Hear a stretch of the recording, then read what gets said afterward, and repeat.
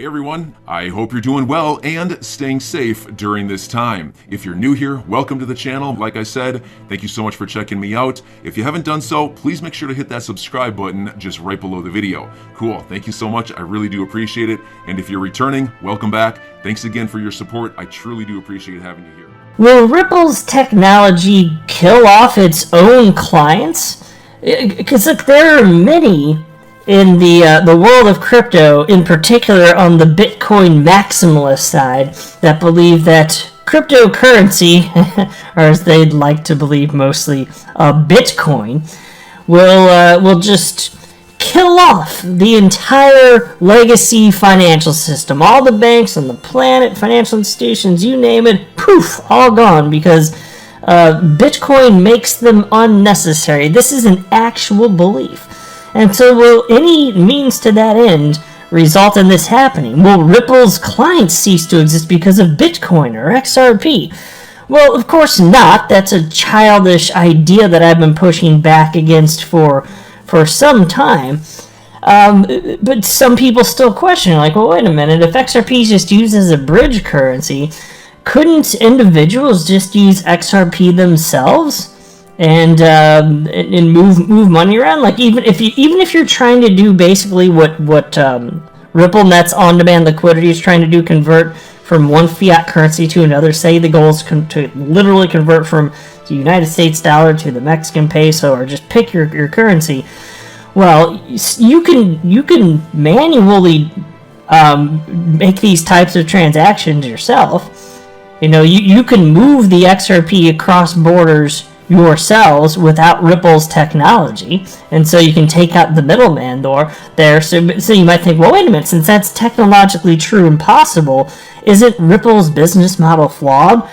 Well, no, most certainly not, because one of the benefits to getting people and banks to utilize this technology is that it's done sight unseen. You're not trying to get the masses, the typical retail type customers out there, into crypto. Rather, you're saying nothing to them. You're not communicating anything to them, because XRP is used in the plumbing. You basically, if anything, say, no, just keep doing what you're doing, and then the platforms that adopt RippleNet technology and specifically on-demand liquidity utilizing XRP as a bridge currency, it makes things more efficient, it makes them faster, moving money in real time. And so no,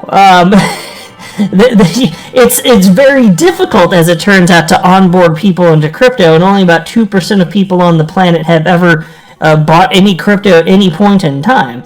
Some numbers say 3%, but whatever it is, it's almost nobody, and that's taken over a decade. So even if adoption exponentially increases, which arguably it already has started to do, it's much easier to just get this adopted. And if at some point in the future people just want to do these transactions manually themselves, well, that would be way further down the future, and okay, fine. And XRP would still be utilized as a bridge currency, because there's going to be all sorts of different tokens out there, so it doesn't harm XRP holders. So there's nothing to worry about in that regards as far as I'm concerned.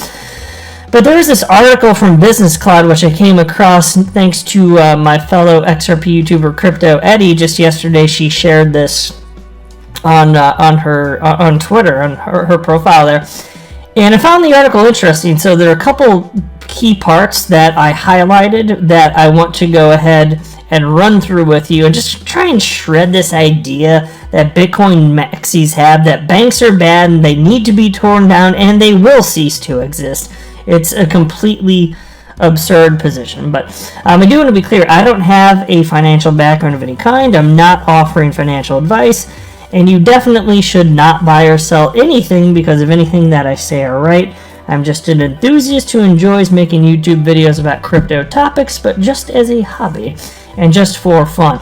And I thought it'd be worth bringing this up in the first place because the tweet that's on your screen now, because it comes from one of the most well-known Bitcoin maximalists on the entire planet, none other than Anthony Pompliano, who now has 1.5 million followers on Twitter. He does believe in the idea of a one-size-fits-all.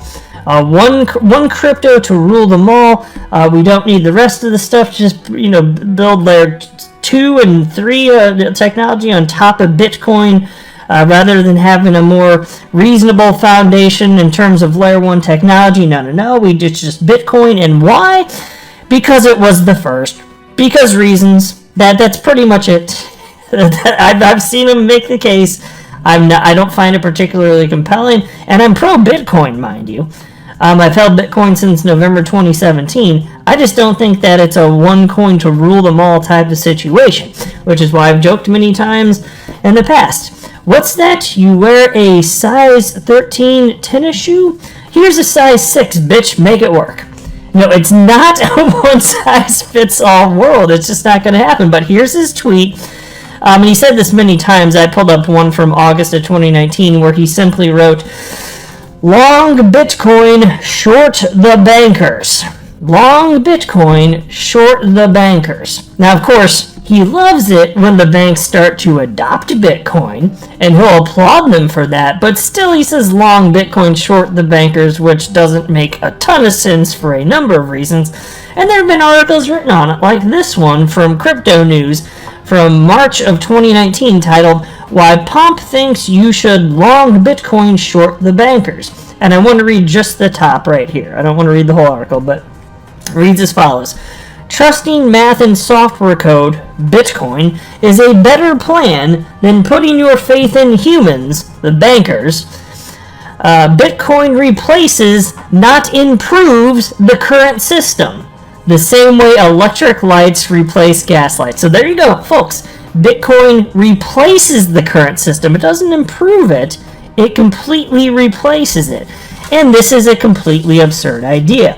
Anybody that says that XRP is going to replace the entire system too, they're equally nutty. That does not make sense. Okay, that's not how this works. And so just talk about, how silly it is to think these things. There will be parts of the legacy financial system that cease to exist because, there are laggards, right, in adoption of new technology. And there will be firms that in the world of finance, legacy finance, that outright refuse to adopt new technology and they get left behind. However, this is the case in every industry on the planet. The idea that no financial systems will adapt and all banks will cease to exist is a childish thought. And it's also the dream of ideologically driven Bitcoin maximalists. And so the truth is that, the fintech firms like Ripple can bring legacy firms into the modern era, and that is the inevitable outcome. XRP is at the core of Ripple's business model. It's a decentralized cryptocurrency and arguably the best cryptocurrency on the planet for payments. And this is not a threat to Ripple's clients. Financial institutions will not lose all of their customers and revenue streams because XRP exists. Not ever. That's a great thing, not just for banks, but for XRP holders as well.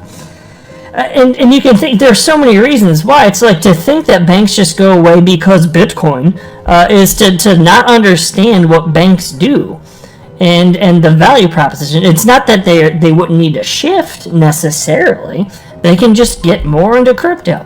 And I don't believe for a moment that 100% of humans on the entire planet will ever want to take self-custody of their entire net worth. Because look, in terms of, think about it, if you lose your private key, it's gone. Not everybody is going to want that responsibility. They're not going to care about a counterparty taking custody of crypto on their behalf. In particular, if it results in the assets actually being insured. There are people that are going to prefer that. They'd rather have the counterparty risk and make sure that it's insured within a system that they trust. And there will be people that despise it, like, no, I don't want a counterparty holding my assets. Even if they would insure it, I don't want them holding, and that's fine too. but it's not going to be a one-size-fits-all. And the fact that some of these Bitcoin maxis don't get that, it's just makes my brain want to explode. It don't make no damn sense. And so then there's this article, and there's a few parts of this I wanted to highlight here. It's from a Business Cloud titled, Why Banking's Legacy is Fintech's Future. And they actually do go on to cite Ripple in this article. Reports of traditional banking's demise have been greatly exaggerated. High street banks and other long-established financial institutions still number their customers in the billions.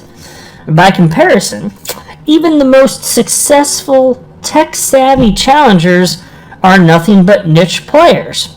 But the numbers don't tell the whole story about the often fractious relationship between legacy finance and fintechs, because while old and new money are usually portrayed as deadly rivals competing for finite market share, the truth is that neither can live without the other. The future of financial services does not belong either to the big banks or their digital rivals. It lies in partnerships, mutual profit, and a focus on what each of us does best. And so I mostly agree with that. I will say those banks that don't adapt, they're going to go the way of the dodo, my favorite extinct avian creature, whereas the fintechs, if they're worth their salt, they're not going to go away. If it came down to it, and like none of the legacy financial system refused, or of all the legacy financial system refused to collaborate with all fintechs, like that's not happening, obviously. But just say it were, the fintechs would win. If you're talking about the legacy financial system not advancing and they're not on their own, the fintechs would still win. They just exponentially increase their market share. That's just how it works. Pick your industry. It doesn't matter. Now, that's not what's happening. So it's not one or the other.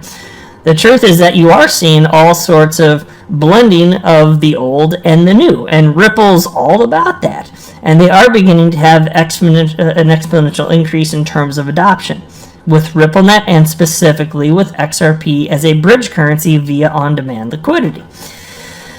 And so there's this section. This is where they talk about Ripple. While fintechs are perfectly placed to build next-generation financial services, including through partnership with providers like Ripple who can circumvent international borders throughout the blockchain, we need an infrastructure on which to deliver them.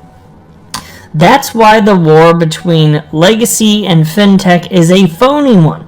Since both sides have what the other one craves, our future lies in combining banks' global reach with fintech's vision to the profit of us all. Yeah, and so that mostly makes sense. Now, as far as them citing here Ripple circumventing international borders, I wouldn't say that's the case. Circumvent that sounds like a nasty word, because they're totally compliant in the corridors in which they operate.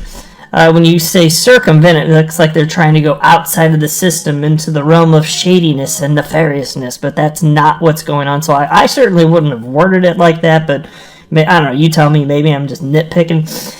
But partnership is the way to go. And so the more forward-thinking firms out there in legacy finance, they've acknowledged this. And that's why they're getting out there and actually partnering with Ripple. That's why RippleNet has been blowing up, especially throughout 2021. It's amazing. We're at a point where now, in case you haven't heard this, it's worth knowing, on-demand liquidity, which requires the usage of XRP, counts for 25% of transactions on RippleNet. 25%. It's going to be much higher than that in the future. It'll be much, much higher than that, I do believe. But anyway, the piece continues. Don't think that this piggybacking is just one-way traffic. For banks, the value of partnering with fintechs is that they don't have to develop new services and payments infrastructure themselves, but can adopt and roll them out to their existing customer base. And that benefits both parties, enabling each play to their particular strengths. Now, by allying with fintechs and EMIs, traditional banks can keep their role as payments processors, but on a much larger scale than before. Meanwhile, their partners will shoulder much of the burden of customer service and support. This is a costly and time-consuming business for banks, and, let's face it, digital firms are better at it. Ding, ding, ding. How about that? And then they write this at the bottom.